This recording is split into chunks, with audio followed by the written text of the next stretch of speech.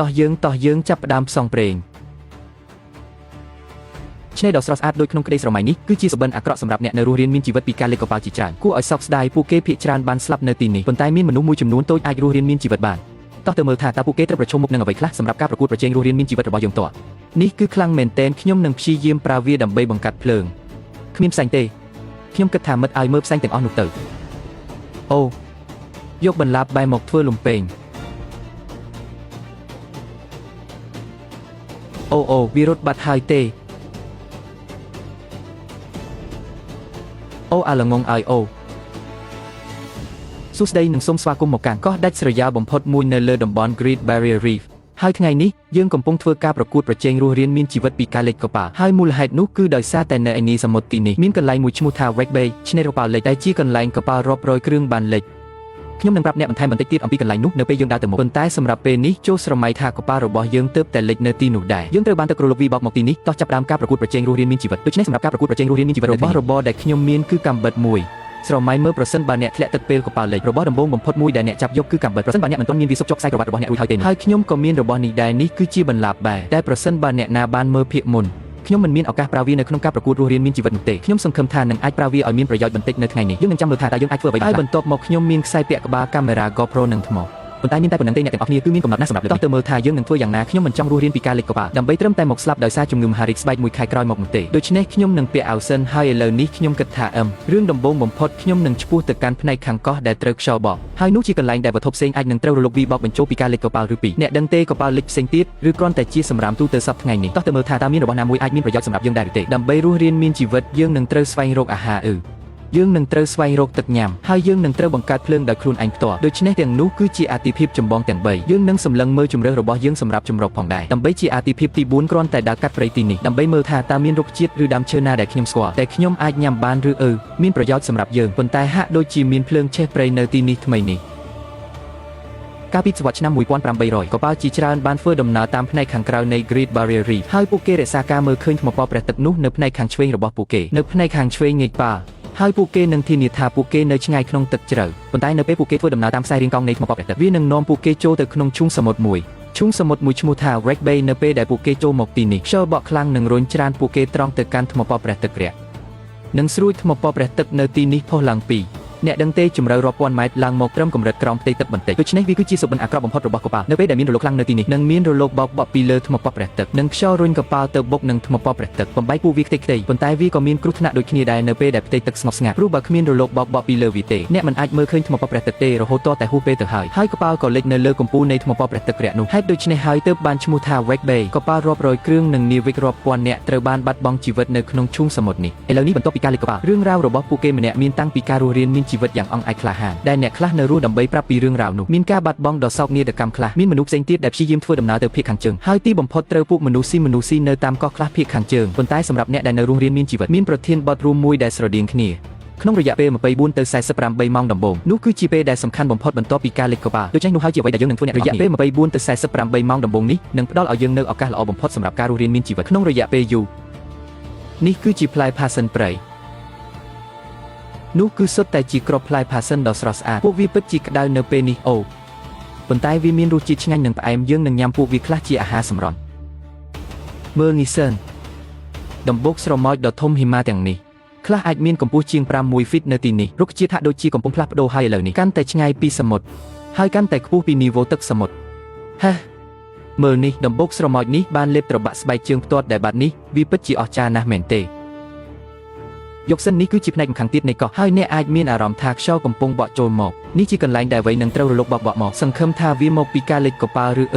គ្រាន់តែមកពីកន្លែងផ្សេងជាទូទៅដែលអាចជាវត្ថុមានប្រយោជន៍ដូចជាផ្សៃប្រហែលជាខ្សែពួរឬខ្សែសន្ទូចតោះទៅមើលថាតើយើងអាចរកឃើញអ្វីខ្លះខ្ញុំចូលចិត្តភាពប្រឡងរបស់វាមួយនេះយើងប្រហែលជានឹងប្រើវានេះគឺល្អណាស់នេះគឺល្អណាស់ ទឹកថ្លាល្អនៅជុំវិញដើមកោងកាងទាំងនេះខ្ញុំគិតថានៅពេលដែលខ្ញុំធ្វើលំពែងរួចប្រហែលជានឹងត្រឡប់មកវិញហើយរកមើលក្នុងដើមកោងកាងទាំងនេះមើលថាតើយើងអាចចាក់ត្រីអ្វីបានដែរឬទេ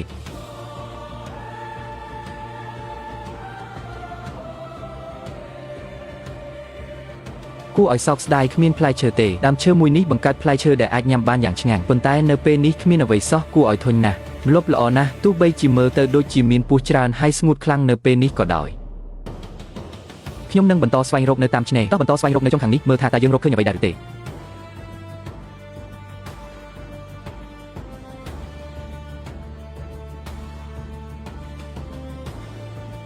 ត្រីកំពតនេះច្បាស់ជាត្រូវសត្វឥន្ទ្រីស៊ីត្រីកំពតមានផ្ទុកជាតិពុលប៉ុន្តែសត្វឥន្ទ្រីហាក់ដូចជាមិនរងផលប៉ះពាល់ពីវាទេទោះយ៉ាងណាក៏ដោយខ្ញុំនឹងប្រុងប្រយ័ត្នប្រហែលជាមានសត្វឥន្ទ្រីឈឺនៅក្បែរនេះប្រហែលជាធំពេកសម្រាប់ខ្ញុំហើយអ៊ីហ្វូខ្ញុំសន្មតថាអញ្ចឹងហាហា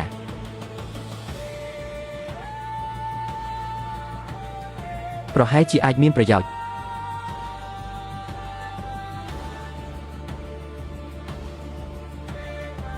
តើនេះជាស្អីហ្នឹងមើលទៅហាក់ដូចជាគួរឲ្យសង្ស័យបន្តិចសម្រាប់ខ្ញុំប្រហែលជាគ្រាន់តែជាពងអណ្តែតទៅទេ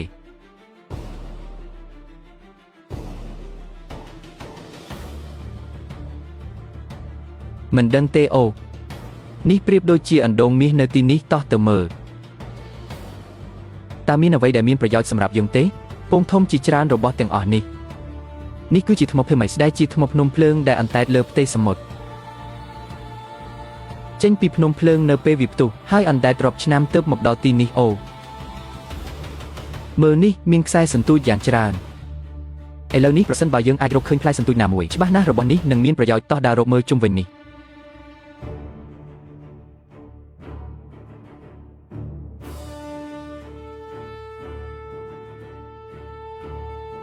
ព្រះឲ្យច្បាស់ជាមានខ្យល់ព្យុះខ្លាំងទើបបោកបក់វាមកទីនេះតាំងពីយូរយារណាស់មកហើយសម្បុកស្រមោចបានកាន់កាប់វាប្រហែលជារលកព្យុះកម្ពស់10ម៉ែត្រអូមានត្រីឆ្លាមតូចមួយនៅទីនោះហើយខ្ញុំគិតថាទាំងនេះគឺជាត្រីគេទាំងអស់ខ្ញុំបានប្រមូលរបស់របរមួយចំនួនហើយឥឡូវនេះមិនទាន់ដឹងច្បាស់ថានឹងប្រើវាយ៉ាងម៉េចទេប៉ុន្តែខ្ញុំមានអារម្មណ៍ថាពួកវាអាចមានប្រយោជន៍ពេលខ្ញុំទៅដល់ទីនោះដើម្បីរកចំណុចមើលឲ្យបានច្បាស់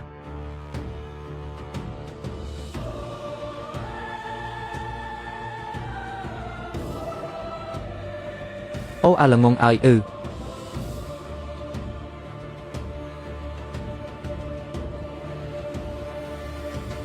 អូសឹងតែគ្រោះថ្នាក់ថ្មនេះមិនរឹងមាំដូចដែលខ្ញុំគិតទេ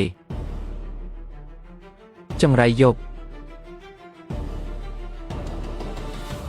ទាត់វា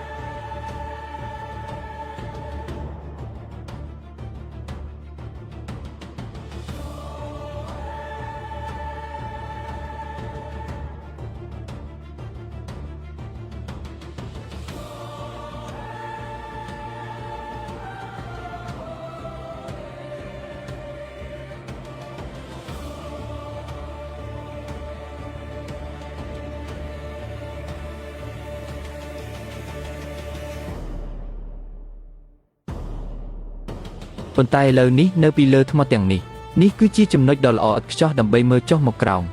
និងពិនិត្យមើលឈូងសមុទ្រទាំងមូលនេះខ្ញុំបានឃើញត្រីឆ្លាមនិងហ្វូងត្រីមួយកំពុងផ្លាស់ទីតាមទីនេះមានអារម្មណ៍ថាចង់ទៅធ្វើលំពែងមួយហើយបន្ទាប់មកត្រឡប់មកវិញនិងប្រមាញ់តាមទឹករាក់ទាំងនេះខណៈពេលនេះវាជាពេលថ្ងៃត្រង់ហើយព្រះអាទិត្យនៅចំពីលើក្បាលខ្ញុំនឹងព្យាយាមប្រើប្រភពកម្ដៅដ៏ធំនៅទីនោះពន្លឺព្រះអាទិត្យតាមរយៈវត្ថុនេះដើម្បីបង្កាត់ភ្លើងយើងនឹងចាំមើលថាតើយើងអាចធ្វើវាបានយ៉ាងណាជាមួយអ្នកអាចធ្វើវាបានដោយជោគជ័យលុះត្រាតែគ្មានខ្យល់នៅពេលវេលាជាក់លាក់ណាមួយនៃថ្ងៃហើយនៅទីនេះពេលនេះគឺជាឱកាសល្អបំផុតរបស់យើងដូច្នេះតោះធ្វើវាយើងមានទឹកថ្លាល្អមែនទែនសម្រាប់រឿងនេះដែលនឹងជួយបានច្រើនផងដែរដងស្ងួតល្អនៅទីនេះវាត្រូវបានហាលថ្ងៃជាច្រើនឆ្នាំមកហើយមួយនេះនោះហើយជាអ្វីដែលយើងកំពុងស្វែងរក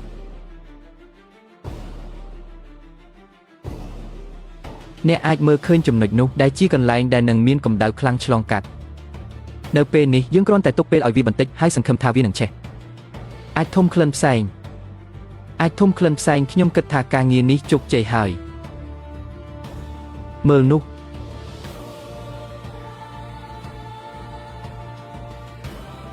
អូខេយើងកំពុងដើរតាមផ្លូវត្រូវហើយ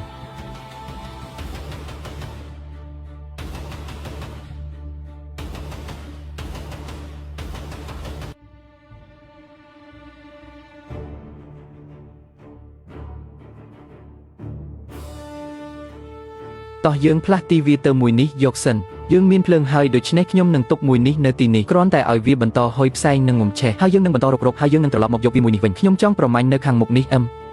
ជាមួយនឹងលំពេង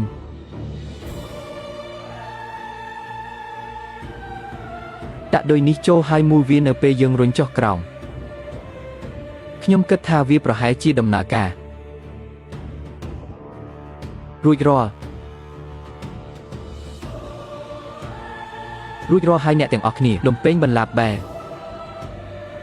អ្នកណាដែលមិនបានដឹងថាបន្លាបបែនេះមកពីណាអ្នកត្រូវតែមើលភាពមុននៃការប្រកួតប្រជែងរស់រានមានជីវិតខ្ញុំចាប់បានត្រេកបែមួយហើយខ្ញុំសន្យាថានឹងប្រើបន្លារបស់វានៅភាពបន្ទាប់នោះជាមូលហេតុថ្ងៃនេះយកសិនទៅប្រមាញ់តាមទឹករាក់ហើយមើលថាតើយើងអាចរកឃើញអ្វីខ្លះអ្នកទាំងអស់គ្នាភាពអស្ចារ្យរបស់វាគឺវាមុតដូចឡាមហើយវាមានបន្លាធម្មជាតិដូច្នេះប្រសិនបើមានត្រីយើងនឹងសាកល្បងឲ្យអស់ពីសមត្ថភាព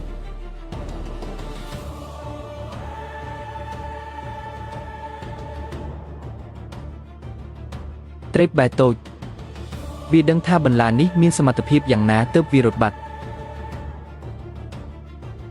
ខ្ញុំគិតថាខ្ញុំត្រូវចូលឲ្យចិត្តសម្រាប់រឿងនេះiStore នោះជាសញ្ញាល្អហើយមាន iStore នៅទីនេះយើងប្រហែលជារកឃើញ iStore ខ្លះនៅទីនេះ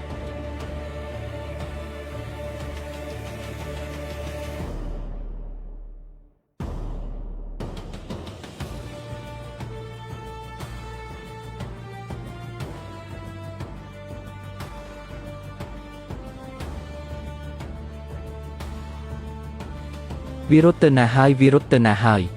នោះគឺជាអន្ទង់សមុទ្រដ៏ធំមួយលំពេងនេះច្បាស់ជាអាចចាក់វាបានគ្រាន់តែលឿនបន្តិចមានត្រីឆ្លាមតូចមួយនៅទីនោះប៉ុន្តែវានៅឆ្ងាយពីច្រាំងពេកត្រីឆ្លាមប្រភេទ Black Tip Reef តូចមួយ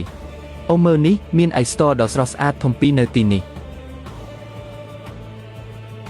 នឹងយកអ្វីដែលខ្ញុំអាចធ្វើបាននៅពេលដែលខ្ញុំអាចធ្វើបាននៅថ្ងៃនេះហើយទាំងនេះនឹងក្លាយជាអាហារសម្រន់ដ៏ចាំបាច់មួយ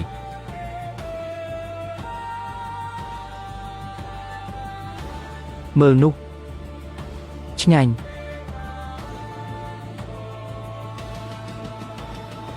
មាន iStore តម្លៃប្រហែល$100នៅទីនេះប្រសិនបើអ្នកនៅភោជនីយដ្ឋានទំនើបនៅភាគខាងត្បូង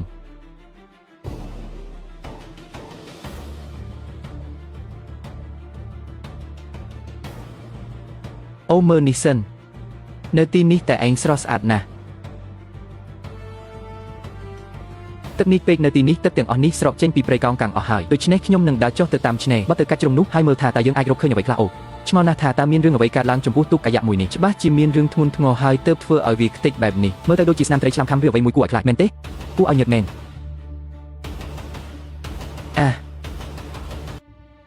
ត្រីឆ្លាមខ្លាគឺនៅទីនេះត្រីបែរនៅទីនេះវាគឺជាជម្រើសដ៏ងាយស្រួលមួយមែនទេខ្ញុំនឹងស្វែងរកអ្វីផ្សេងទៀតនៅថ្ងៃនេះខ្ញុំនឹងស្វែងរកត្រី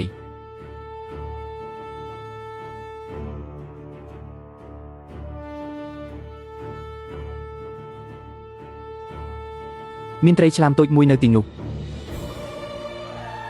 ត្រីបារ៉ាគូដាតូចមួយទឹកនៅទីនេះរលុបបន្តិចកំពុងព្យាយាមស្វែងរកកន្លែងណាដែលស្ងប់ស្ងាត់ជាងនេះនេះពិតជាឆ្នេរដ៏ស្រស់ស្អាតមែនទែនជាផ្នែកដ៏អស្ចារ្យនៃកោះសំណាងល្អម្ដងទៀតទឹកនេះពេកនៅទីនេះដូច្នេះត្រីទាំងអស់បានចេញទៅបាត់អស់ហើយប៉ុន្តែខ្ញុំគ្រាន់តែដើរតាមបណ្ដោយនេះហើយមើលថាតើខ្ញុំអាចមើលឃើញអ្វីដែរទេរួចហើយខ្ញុំនឹងត្រឡប់ក្រោយវិញដើម្បីគេចពីខ្យល់ខ្ញុំគិតថានោះនឹងជាឱកាសល្អបំផុតរបស់យើងដើម្បីចាក់ត្រីមើលគំនរសម្បកខ្យងទាំងអស់នេះទៅវ៉ាវនេះគឺជាកន្លែងគំនរសម្បកខ្យងដ៏ធំមួយដែរគំនរខ្លះស្រដៀងនឹងនេះមានអាយុកាលរាប់ម៉ឺនឆ្នាំឯណោះប៉ុន្តែនេះគឺជាកន្លែងដែលជនជាតិដើម Aboriginal people ធ្លាប់មកនិងបោះជំរំនៅទីនេះហើយខ្ញុំទើបតែបានឃើញនៅខាងក្រោយខ្ញុំនេះវាហាក់ដូចជាមានបន្សល់ទុកនៅបាត់ទន្លេដែលខ្ញុំស្រមៃថានៅរដូវវស្សានៅពេលភ្លៀងធ្លាក់ខ្លាំងវានឹងហូរចុះមកទីនេះនឹងក្លាយជាអាងទឹកសាបតូចមួយនៅខាងក្រោមនេះដែលពួកគេអាចអង្គុយញ៉ាំoysterនិងផឹកទឹកនៅទីនេះបានពិតជាកន្លែងដ៏អស្ចារ្យមែនប្រកាសជាមានបាតទន្លេនៅទីនេះមែនតែហូរក្នុងរដូវវស្សាមើលនោះសិន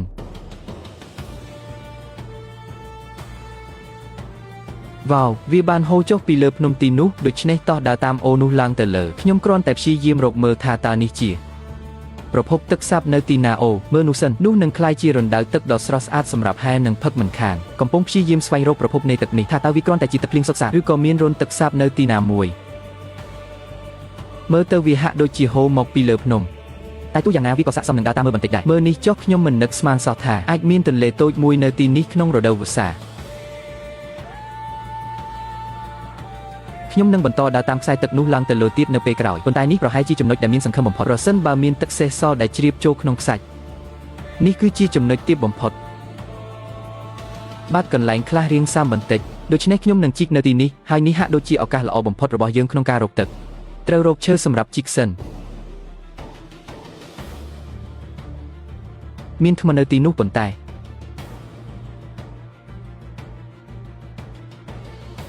នេះគ្រាន់តែខាត់ពេលវេលានិងកម្លាំងនៅទីនេះទេយើងជីកប៉ះតែថ្ម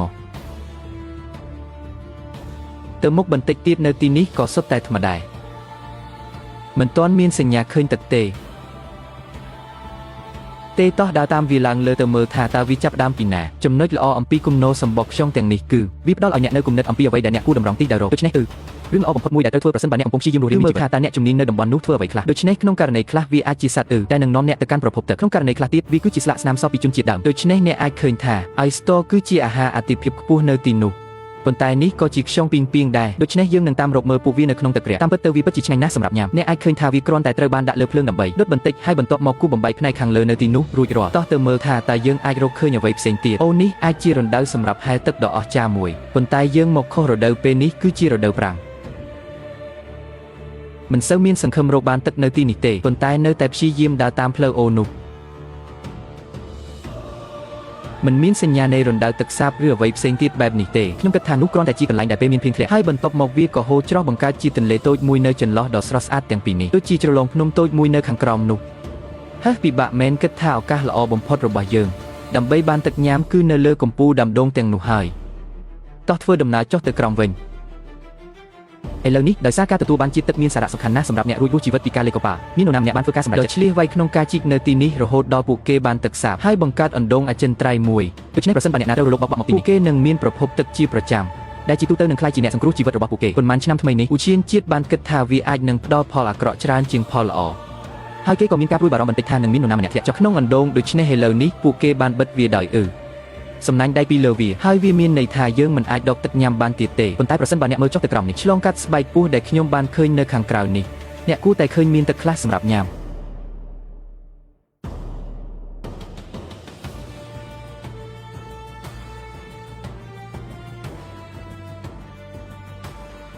over មុខដូច្នេះនោះនឹងមិនមែនជាជម្រើសសម្រាប់យើងនៅថ្ងៃនេះទេសំណាងល្អដែលយើងមានផ្លែដូងនៅខាងលើដាំដូងទាំងនេះវានឹងជួយទប់ទល់ឲ្យយើងអាចបន្តទៅមុខបានអូមិត្តអើយខ្ញុំឃ្លានហើយមើលទៅដូចជាមានភ្នោពីរដែលគ្មានស្លាកឈ្មោះនៅទីនេះនេះគឺជាភ្នោធំមួយមែនទេហើយបន្ទាប់មកមានទី2មិនប្រកាសពីរឿងរ៉ាវនៅពីក្រោយរឿងទាំងនេះទេតែពួកគេអាចមកពីការលិចកប៉ាល់នៅ Wake Bay បានមកដល់ទីនេះប៉ុន្តែបន្ទាប់មកក៏បានបាត់បង់ជីវិតខ្ញុំមិនប្រកាសទេប៉ុន្តែយើងសូមឲ្យពួកគេទៅកាន់សុខភាពសង្ឃឹមថានឹងមិនមានតម្រូវការសម្រាប់ភ្នោទី3ក្នុងពេលឆាប់នេះទេមួយខែទៀតផ្លែដូងទាំងនេះគឺជាអំណោយដ៏ប្រសើរសម្រាប់អ្នករស់រានមានជីវិតពីការលិចកប៉ាល់មើលនោះសិនដូង4ផ្លែដែលមិនទាន់ធំល្មមនៅឡើយទេនេះគឺជាស្លាកស្នាមសត្វក្រពើវាចុះវាមិនមែនជាកន្លែងដែលអ្នករំពឹងថានឹងឃើញសត្វក្រពើទេនៅលើឆ្នេរខ្សាច់សបែបនេះយើងគួរតែបង្កើនការប្រុងប្រយ័ត្នខ្ពស់មើលទៅខ្ញុំអាចនឹងរកបានដូងខ្លះនៅទីនេះយកពីរបីផ្លែមកញ៉ាំអូមានស្រមោចនៅលើផ្លែមួយនេះមានស្រមោចច្រើនណាស់អូស្ទើរតែធ្វើឲ្យខ្ញុំធ្លាក់ទៅហើយមួយនឹងអូស្រស់ស្អាតណាស់ជាអំណោយរបស់ព្រះសម្រាប់អ្នកលិចកប៉ាល់មែនទេវាពិតជាស្រស់ស្រាយណាស់ខ្ញុំគិតថាមួយផ្លែក្នុងមួយថ្ងៃអាចជួយឲ្យអ្នកឆ្លងកាត់បានដូច្នេះប្រហែលជាមានដូងសម្រាប់រស់បាន3សប្តាហ៍នៅលើដើមនេះហើយយ៉ាងហោចណាស់មួយខែទៀតនៅខាងក្រោមនោះដូច្នេះយើងមានទឹកញ៉ាំសម្រាប់2 3ខែគ្រាន់តែនៅលើដើមឈើទាំងនេះអូមិត្តអើយខ្ញុំពិតជាចង់ចាក់បានអ្វីមួយជាមួយលំពែងនេះឥឡូវនេះដូច្នេះខ្ញុំគ្រាន់តែរកមើលនៅតាមបណ្ដោយថ្មនៅទីនេះមើលថាតើមានត្រីណាដែលគិតថាខ្លួនកំពុងពួនតែយើងអាចចាក់បានដោយប្រើលំពែងនេះជម្រើសមួយទៀតគឺត្រីដូចជាត្រីក្បាលសំប៉ែតដែលគិតថាវាអាចបន្លំខ្លួនលើខ្សាច់ហើយបន្ទាប់មកយើងអាចចាក់វាផ្ទាល់នឹងខ្សាច់បានមិនគួរនិយាយអ្វីឲ្យផ្អើលទេប៉ុន្តែមានត្រីកាម៉ុង2 3នៅទីនេះ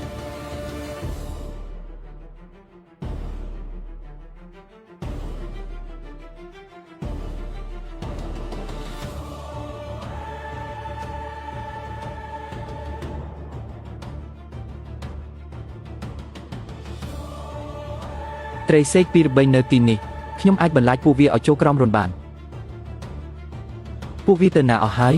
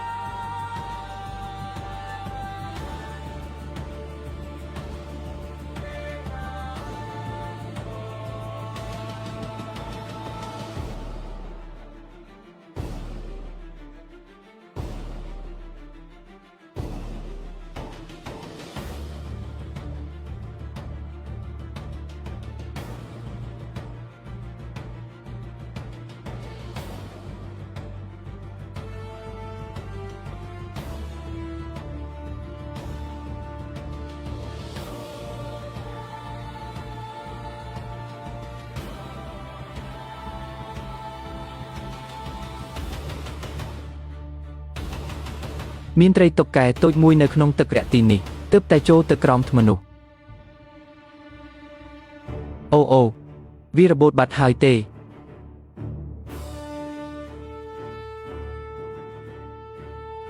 អូខ្ញុំចាក់ជាប់វាហើយនៅទីនេះខ្ញុំចាក់ជាប់វាហើយ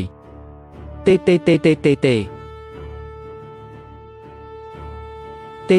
េ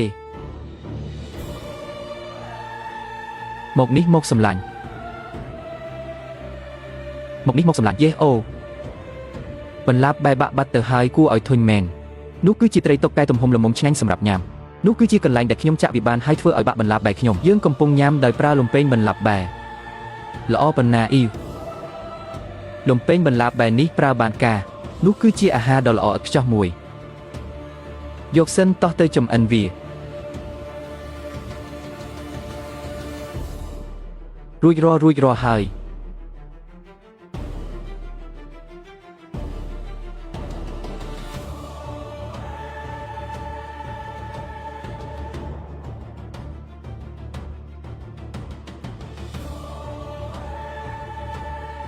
យកសិនខ្ញុំគិតថាត្រីតុកកែកានេះ flow record ចិត្តឆ្អិនហើយវារៀងក្តៅបន្តិចសម្រាប់ខ្ញុំវាក្តៅខ្លាំងមែនទែនខ្ញុំមិនចង់ឲ្យត្រីរបស់ខ្ញុំខ្លោចទេ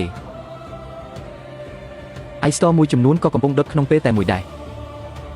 ខ្ញុំសប្បាយចិត្តដែលរកបានអាហារថ្ងៃនេះជាមួយនឹងលំពែងបន្លាបបែប៉ុន្តែលំពែងបន្លាបបែនេះពិតជាមានដែនកំណត់របស់វាដូច្នេះថ្ងៃស្អែកខ្ញុំចង់ធ្វើការនៅលើលំពែងឲ្យធំជាងនិងល្អជាងនេះវាគ្រាន់តែវិតបន្តិចប៉ុណ្ណោះប៉ុន្តែមិនត្រូវការជួសជុលច្រើនទេយើងគួរតែអាចពុតវាឲ្យត្រង់វិញបានយកសិនតោះប្រែត្រីនេះសិនអូយេលយណាស់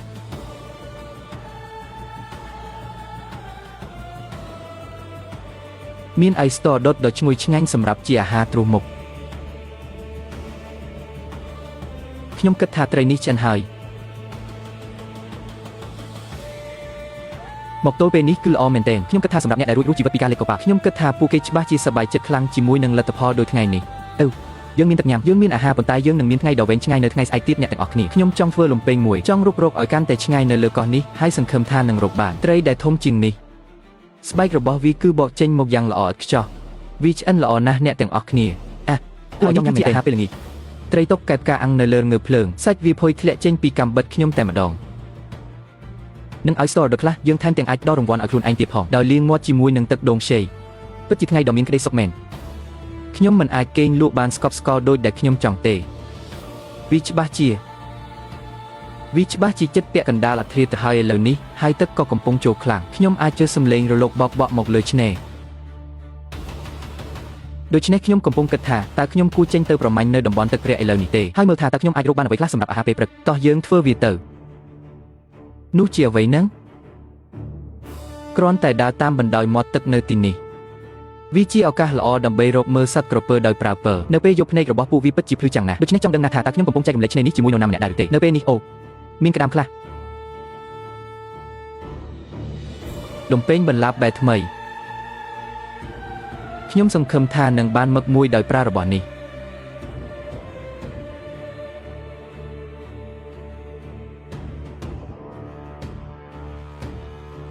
មានត្រីកាម៉ុង2-3នៅទីនេះត្រីកាម៉ុងតូចល្មមញ៉ាំនោះច្បាស់ជាល្អណាស់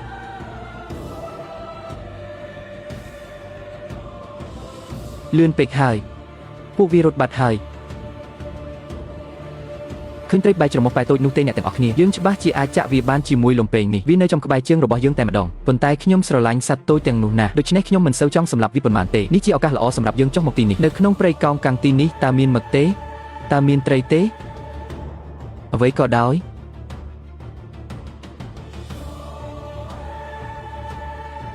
ត្រីកាម៉ុង2-3ក្បាលអូមិត្តឲ្យខ្ញុំច្បាស់ជាចាក់ខុសមួយនោះហើយ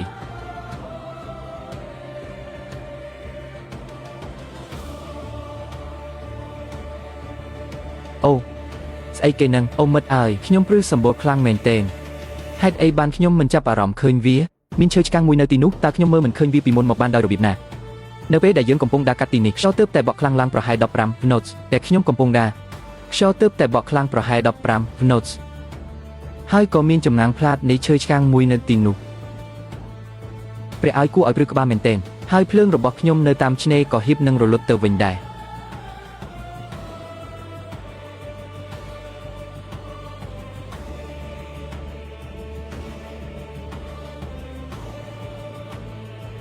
មិត្តឲ្យពេលខ្លះអ្នកពិតជាមានអារម្មណ៍ថាព្រឺសម្បូរមែនខ្ញុំកំពុងតែព្រឺសម្បូរពេញខ្នងយ៉ាងខ្លាំងនៅពេលនេះ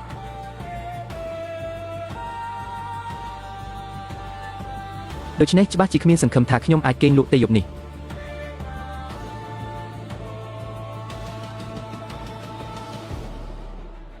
ខ្ញុំមិនដឹងថាខ្ញុំមិនដែលកត់សម្គាល់ឃើញវាពីមុនមកបានដោយរបៀបណាទេហើយគ្មានខ្យល់បក់សោះនៅទីនេះគឺគ្មានទេគ្មានខ្យល់បក់សំបីតែបន្តិចប៉ុន្តែមានខ្យល់ត្រជាក់បក់ចំកន្លែងនោះតែម្ដងអូហើយពេលនេះភ្លើងរបស់ខ្ញុំរលត់បាត់ទៅហើយខ្ញុំកំពុងប្រុងប្រយ័ត្នរកមើលសត្វក្រពើមិនមែនរកមើលឈើឆ្កាំងទេប៉ុន្តែទោះយ៉ាងណាក៏ដោយកោះនេះកំពុងតែផ្ដល់រឿងនឹកស្មានមិនដល់ជាច្រើនមកឲ្យខ្ញុំភ្ញាក់ឡើងទទួលពន្លឺព្រះអាទិត្យយប់មិញមិនសូវបានគេងទេប៉ុន្តែព្រះអាទិត្យហៀបនឹងរះឡើងពីក្រោយភ្នំនៅទីនេះហើយដូច្នេះតោះយើងបន្តដំណើរទៀត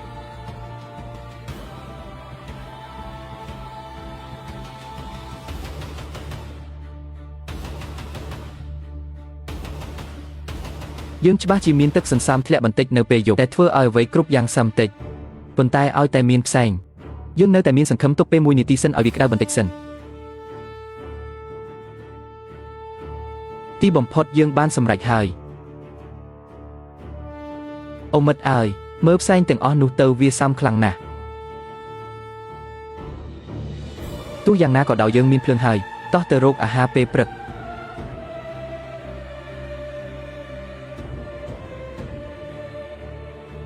បន្ថែមរសជាតិឲ្យអាហារពេលព្រឹករបស់យើងបន្តិចនៅព្រឹកនេះទើបតែឃើញពស់មួយលូនចុះទៅខាងក្រោមនោះដូច្នេះខ្ញុំនឹងរក្សាគម្លាតឲ្យឆ្ងាយបន្តិច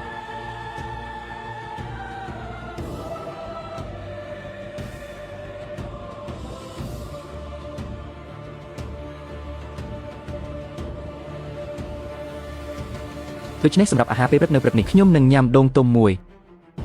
មានអាហារល្អជាច្រើននៅទីនេះខ្ញុំនឹងបន្ថែមរសជាតិឲ្យវាបន្តិចជាមួយនឹងផ្លែផាសិនព្រៃដែលយើងបានរកឃើញវានឹងមានទឹកខ្លះនៅក្នុងនេះដូច្នេះអ្នកអាចផឹកបានគ្រាន់តែត្រូវត្រៀមខ្លួនត្រង់យកវា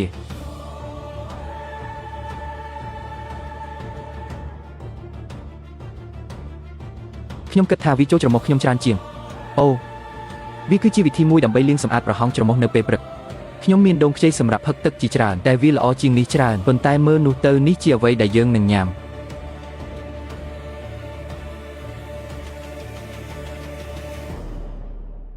ឆ្ងាញ់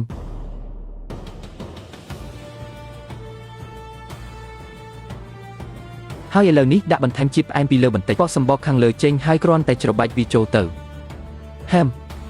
ឆ្ងាញ់អញ្ចឹងនេះហើយជាអ្វីដែលយើងនៅសល់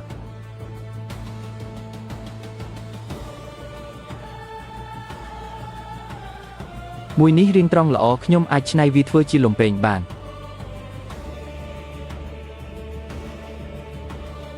ខ្ញុំគិតថាខ្ញុំបានប្រវែងដែលខ្ញុំចង់បានហើយពេលនេះគ្រាន់តែត្រូវចិត្តសម្បកវាចេញព្យាយាមពុតវាឲ្យត្រង់ជាងនេះបន្តិចហើយបន្ទាប់មកចិត្តវាឲ្យស្រួចហើយមានបច្ចេកទេសមួយទៀតដើម្បីបង្កើតលំពេងដ៏អស្ចារ្យបំផុតដែលជនជាតិដើម Aboriginal ធ្លាប់ប្រើប្រាស់ហើយវាពាក់ព័ន្ធនឹងការធ្វើឧបករណ៍ចោលលំពេងដែលវានឹងរុញច្រានលំពេងក្នុងល្បឿនលឿនជាងមុនឆ្ងាយណាស់និងភាពច្បាស់លាស់ប្រសិនបើអ្នកចេះប្រើវាដូច្នេះតោះសាកល្បងមើល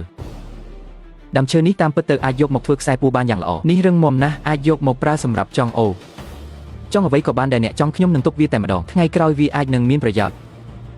ដូច្នេះខណៈពេលដែលវានៅស្រស់បន្តិចនៅឡើយខ្ញុំចង់ពុតវាឲ្យត្រង់តាមដែលអាចធ្វើទៅបាន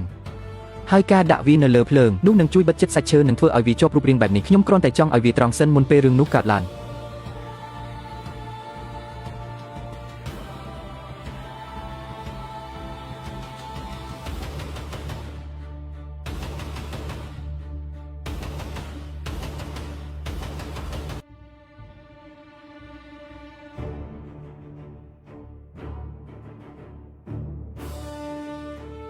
នឹងជួយការពារចុងលំពេងមិនឲ្យប្រេះបន្តទៀតបាទល្អណាស់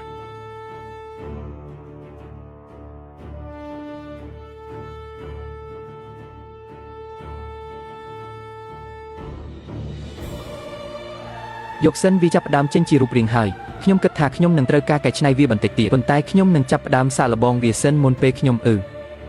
ចិត្តវាចេញច្រើនជាងអ្វីដែលខ្ញុំគួរធ្វើអ្វីបែបនោះ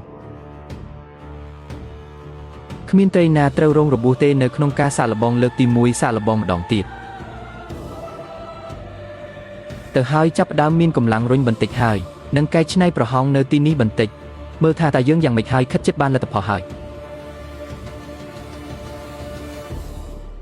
នឹងត្រូវការហ្វឹកហាត់បន្តិចដើម្បីទទួលបានបច្ចេកទេសត្រឹមត្រូវប៉ុន្តែខ្ញុំគិតថាខ្ញុំទុកទម្ងន់នៅខាងមុខច្រើនពេកហើយបើប្រៀបធៀបទៅខាងក្រោយដូច្នេះវាធ្វើឲ្យវាផ្នែកខាងមុខធ្លាក់ចុះហើយលំពេងមិនហោះទៅត្រង់យើងនឹងកែច្នៃវាបន្តិចរួចសាកល្បងម្ដងទៀត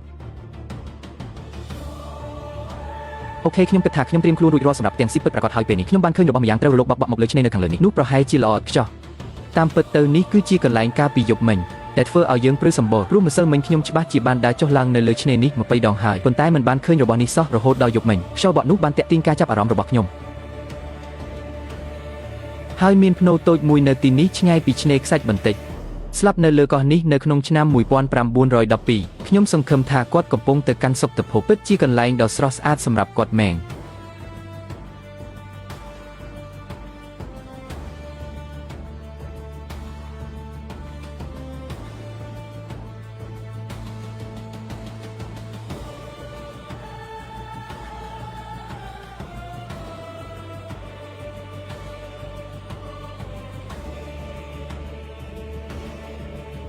អូឯងយេចាប់ផ្ដើមសំភ្នែកនិងតម្រង់បានល្អហើយ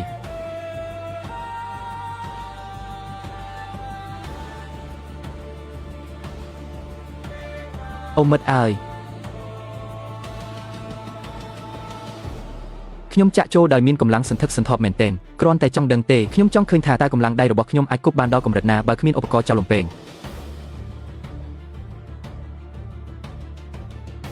ខ្ញុំគ្រាន់តែប្រើដៃគប់ក៏ទៅដល់ទីនោះចំណែកឯកម្លាំងទម្លុះនៅពេលប្រើឧបករណ៍ចោលលំពេងវិញបានចាក់ទម្លុះកប់យ៉ាងជ្រៅនៅទីនោះអ្នកអាចមានអារម្មណ៍ដឹងនៅពេលវាចេញពីដៃរបស់អ្នកមែនទេវាមានកម្លាំងរុញយ៉ាងសន្ធឹកសន្ធាប់ទៅជាមួយវាចាប់ផ្ដើមតម្រង់បានល្អហើយប្រសិនបើខ្ញុំជាត្រីកាម៉ុងនៅក្នុងឈូងសមុទ្រនេះខ្ញុំច្បាស់ជាភ័យខ្លាំងណាស់មិនខានពេលនេះយើងថយក្រោយពី3ម៉ែត្រហើយជីទូទៅការគប់ដែលខ្ញុំនឹងធ្វើខ្ញុំនឹងព្យាយាមចូលឲ្យបានជិតបន្តិចប៉ុន្តែយើងនឹងចាំមើលថាតើយើងអាចធ្វើបានយ៉ាងណាពីចម្ងាយឆ្ងាយបន្តិចនេះខ្ញុំគិតថាខ្ញុំត្រូវតែរៀនប្រើវាឲ្យស្ទាត់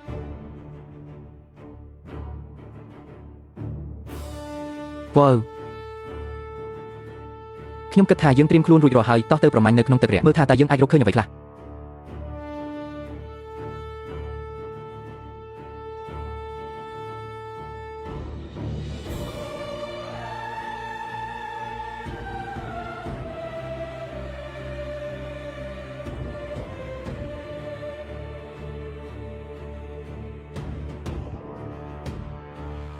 អូ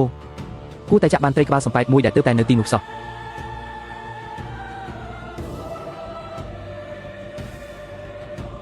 មានស្រមោលពីរបីកំពុងសម្ដៅមកផ្លូវនេះ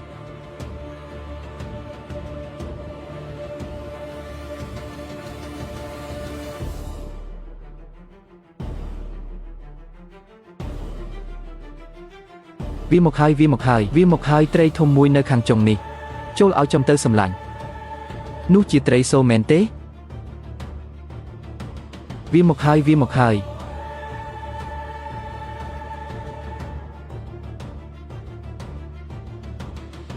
បានត្រីប៉ុន្មានក្បាលហើយព្រឹកនេះប៉ុន្តែយើងនឹងសាកល្បងហាត់តម្រង់ទាំងស៊ីបន្តិចទៀតអូមិត្តអាយរបស់នេះគប់បានល្អជាងឆ្ងាយណាស់ពេលគប់ចុះទៅក្នុងទឹកល្អជាងការគប់ទៅទាំងស៊ីមុននោះទៅទៀតវាប្រហែលជាដោយសារចម្ងាយ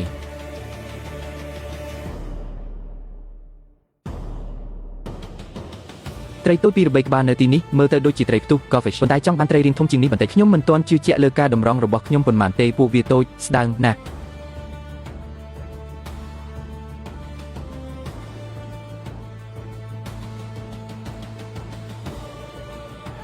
អោព្រះអាយសម្លាញ់វាមិនឆ្ងាយប៉ុន្មានទេតោះសាក់មើលវាមកហើយឃើញស្រមោលនោះទេគ្រាន់តែរងចាំឲ្យវាហែលមកផ្ទៃទឹកបន្តិចសិនយេអូចូលមកចិត្តបន្តិចមកសម្លាញ់ចូលមកចិត្តបន្តិចមកទេឥឡូវនេះប្រវត្តិសាស្ត្រនឹងបង្ហាញថារយៈពេល24ទៅ48ម៉ោងដំបូងនៃការលេចកប៉ាល់គឺមានសារៈសំខាន់ខ្លាំងណាស់សម្រាប់ការរស់រានមានជីវិតរបស់អ្នកត្រូវតែយកចិត្តទុកដាក់ចំពោះជាតិទឹករបស់អ្នកយើងមានទឹកដូងសម្រាប់ផឹកប្រហែល3ខែនៅទីនេះអ្នកត្រូវតែយកចិត្តទុកដាក់លើអាហាររបស់អ្នកយើងមាន ice store យើងមានត្រីនៅពេលដែលខ្ញុំពង្រឹងជំនាញរបស់ខ្ញុំជាមួយឧបករណ៍នេះសង្ឃឹមថានឹងបានត្រីបន្ថែមខ្លះទៀតហើយបន្ទាប់មកនិយាយរួមគឺអ្នកមានទម្លាប់ប្រចាំថ្ងៃមួយដែលអ្នកអាចធ្វើវាដែលពីមួយថ្ងៃទៅមួយថ្ងៃបានតាមពិតទៅនៅលើកោះនេះតតែម្ដងដែលជាកន្លែងដែលយើងនៅនេះក្នុងឆ្នាំ1813មានបរិសុទ្ធ2-3នាក់បានជួបប្រទះក្នុងស្ថានភាពស្រដៀងគ្នានេះដែរពួកគេបានលេចកប៉ាល់នៅឯនេះសមុទ្រពួកគេបានហែលមកដល់ច្រាំងទីនេះហើយអ្វីដែលពួកគេបានធ្វើគឺពួកគេបានចងទង់ជាតិពណ៌នៅលើបង្គោលខ្ពស់បំផុតដែលពួកគេអាចរកបានពួកគេបានសរសេរនៅលើខ្សាច់ជាសញ្ញានិងអង្រួនទង់នោះចុះឡើងតាមពិតទៅវាមិនចំណាយពេលយូរពេកទេរហូតដល់មានកប៉ាល់មួយបានធ្វើដំណើរឆ្លងកាត់បានប៉ាត់សម្គាល់ឃើញទង់នោះក៏បានចូលមកនឹងជួយសង្គ្រោះពួកគេប្រសិនបើវាមានប្រសិទ្ធភាពសម្រាប់ពួកគេយើងនឹងសាកល្បងធ្វើដូចគ្នាបេះបិទដែរ